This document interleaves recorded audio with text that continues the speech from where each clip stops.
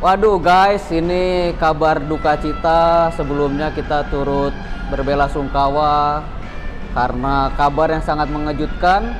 Kenapa itu? Indonesia, FIFA telah memutuskan bahwa Indonesia yang kita cintain ini dicoret dari statusnya sebagai tuan rumah Piala Dunia Under 20. Jadi perjuangan bertahun-tahun ini hilang begitu saja. Ini mudah-mudahan menjadi pelajaran berharga bagi kita ke depannya.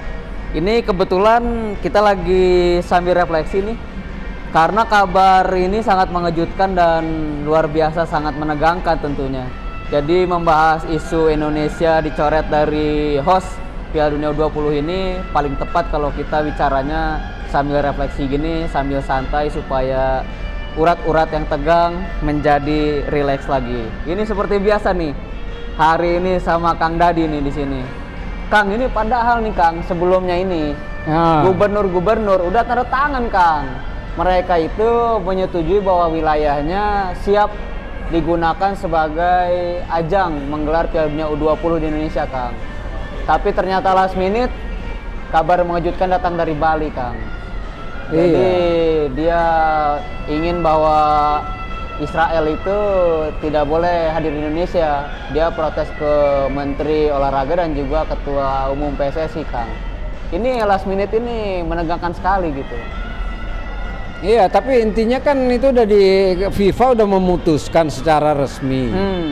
Ya siapa mau kayak FIFA itu berspekulasi tetap mengadakan di Indonesia dengan keamanan, dengan situasi yang tidak kondusif. Karena jelas-jelas beberapa daerah sudah menyatakan menolak. Ya. Misalnya kayak di mana di Jawa Tengah. Ya. Terus habis gitu di Bali. Nah, tapi ini kan lucu ini. Lucunya ini kan ini kaitannya dengan olahraga ya. Iya. Nggak ada hubungan antara olahraga dengan politik. Iya. Tetapi dari zaman dulu selalu politik itu memang bersentuhan dengan olahraga. Nah, misalnya kan kayak kita kalau misalnya apa ya, soal olahraga itu kan sportivitas, menghargai sportivitas. Dia tidak mengenal suku, ras, golongan. Iya. Dia benar-benar soal apa ya, human, soal kompetisi, soal kegembiraan, soal emosi itu menyatu, disatukan oleh event yang namanya olahraga. Iya betul Kang. Dan ini sejarahnya kan sudah panjang. Itu sejak zaman Yunani kuno. Iya. Di 390 sebelum Masehi. Iya. Nah, setelah itu malah kan karena urusan politik pun ini juga dihentikan oleh Kaisar Romawi. Ya. Dan baru muncul lagi tahun 1890-an. Itu dengan Olimpiade modern dulu. Iya. Nah, yang lain adalah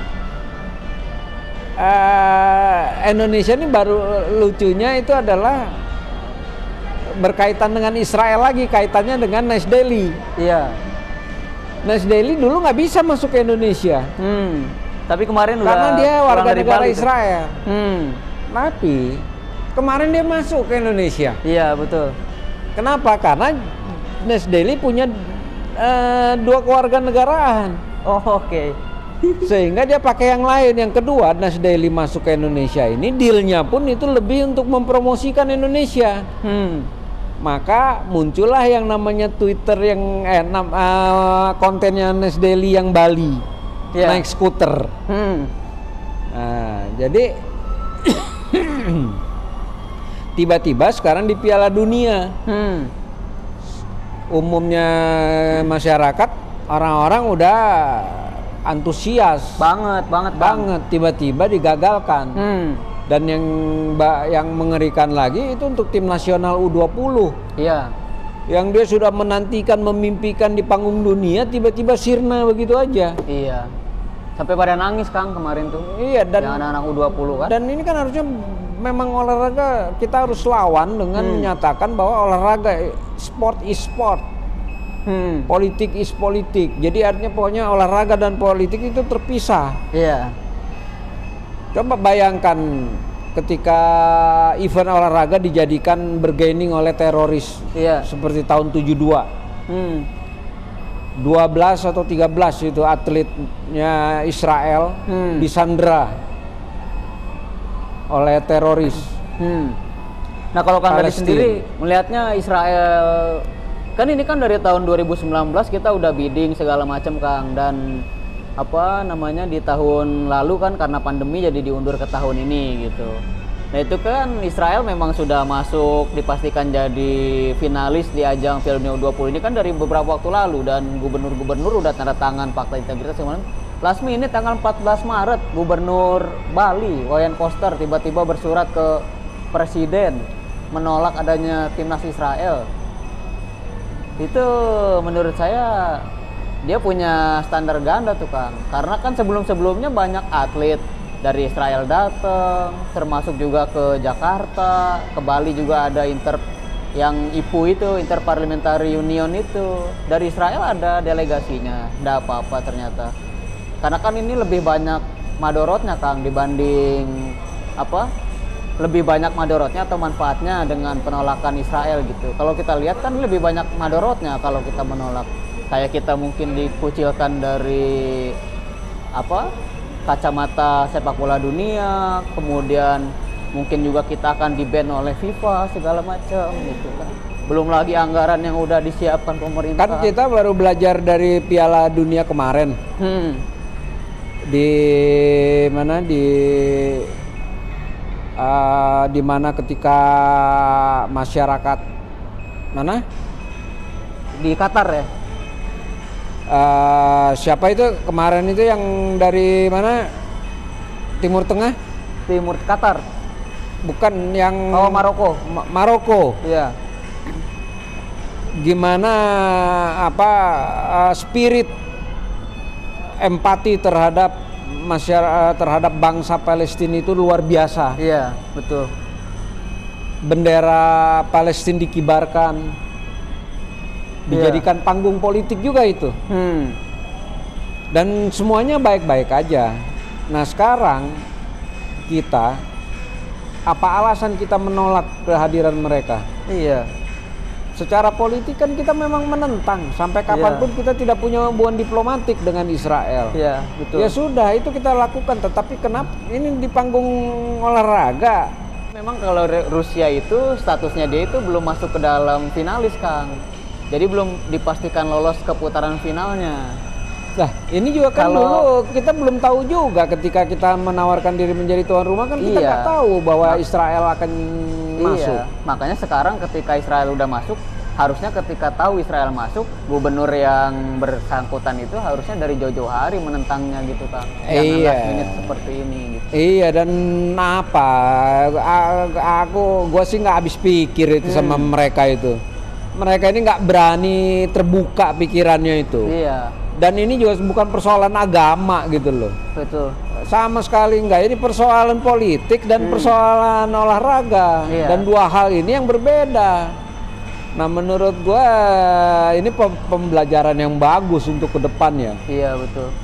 Supaya kita nggak ini. Yang lain adalah kita ini kena sanksi lagi nanti sama FIFA. Iya betul. Jadi sepak bola kita mau dikemanain, mau dibawa kemana yang terlibat gitu di dalam itu kan luar biasa Kang. Coba bayangkan. Berapa yang sudah dikeluarkan oleh negara, pemerintah untuk mempersiapkan tim nasional itu di ajang Piala Dunia. Iya.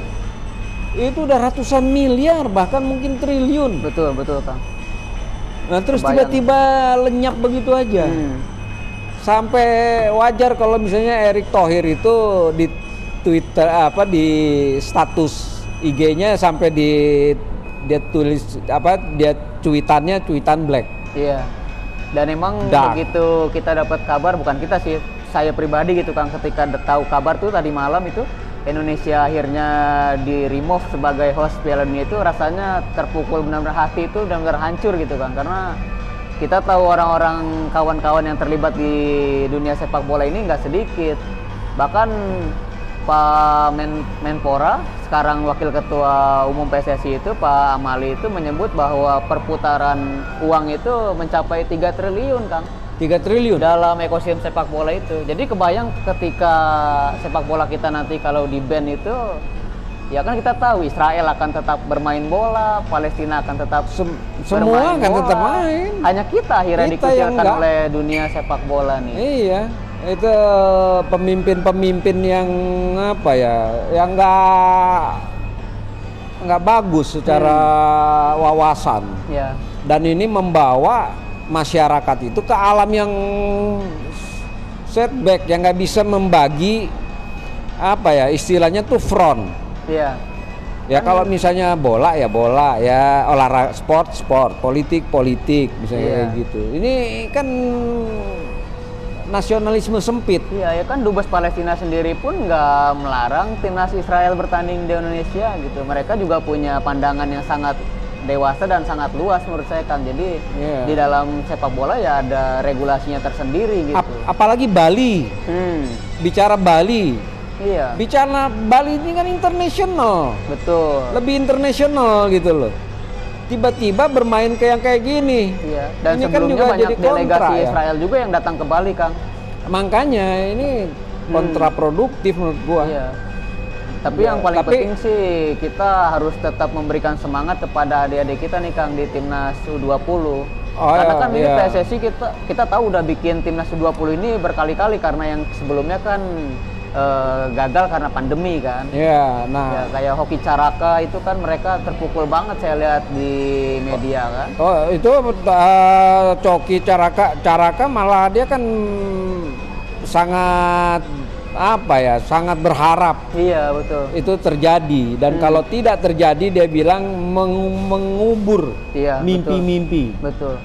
Itu gila itu ini. Bayangkan ketika mereka jadi bertanding di Piala Dunia U20, kemudian mungkin bisa mencetak gol, memberikan permainan terbaik, dan mungkin juga bahkan kalau bisa juara, itu kan bakal menjadi catatan emas tersendiri kan bagi bangsa Indonesia kan. Ya, guys, gimana guys? Coba komentar lu kayak apa nih guys? Kasih komentar guys. Dan apa yang opini lu terkait dengan Gubernur Bali dan Gubernur Jawa Tengah? Tapi mungkin di sisi lain juga apresiasi yang setinggi-tingginya buat PSSI dan mungkin ketua umumnya Pak Erik yang berjuang hingga last minute, Kang, sampai terbang langsung ke Doha, Qatar kan, bertemu Presiden FIFA untuk memperjuangkan Piala Dunia walaupun memang hasilnya belum berpihak kepada kita. Kita bukannya soal apresiasi ya, itu kan sebuah kewajiban memang mereka. Dia sebagai pemerintah dan itu diperintahkan oleh presiden. Ya memang itu kewajiban. Nah ternyata ya gagal. Berarti ada something yang salah juga nih, nggak bisa meyakinkan. Kalau gua sih melihatnya itu. Jadi bukan persoalan apresiasi.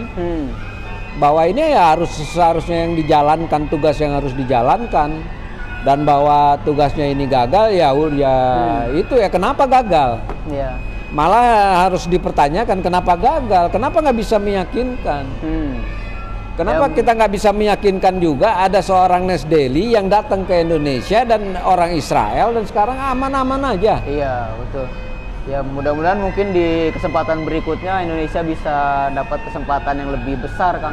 Event yang bisa mendunia gitu. Ya tapi intinya kita pokoknya ngajak guys, ayo kita sportif, ayo kita bisa memilah antara olahraga dengan politik, olahraga politik. Itu guys. Dan tetap juga dukung Palestina.